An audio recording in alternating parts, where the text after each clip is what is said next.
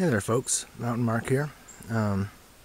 Just walked along this ridge and came across this guy here, and it's kind of a small one, and if I find a bigger one later in the year, I may do a different video and not share this one with you. But the season seemed to have it should have started a while ago, and I'm just worried that we may not come across too many of these. So what you see before you is called comb tooth. Here, let's move it out here. And this is certainly one of my favorites. Easy to identify. Nothing that looks like it. It looks like kind of like a giant snowflake, right? It's got all these little branches. It's got one that looks like it's called Bear's Head there, and then one further south. I can't remember what it's called. We don't have it here, but they're all in the Hericium group, and wonderful tasting mushrooms.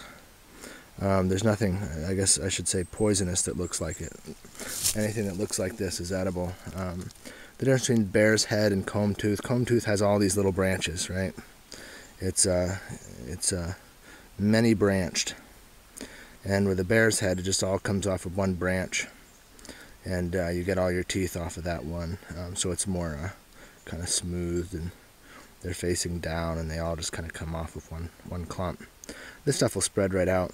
I found pounds of these, and sometimes I'll just be covering the whole tree, front to back, and I found a hollow log once that was covered on the outside.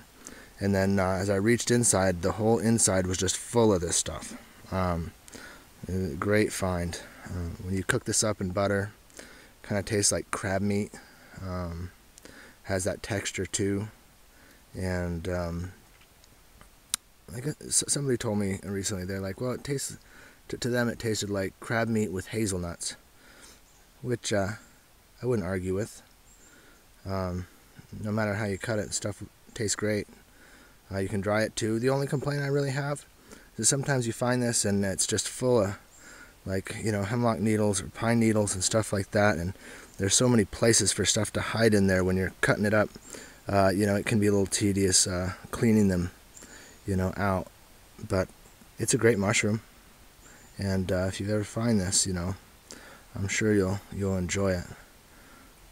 Definitely one that I always enjoy finding. So that's it. Comb tooth, folks. Talk to you soon.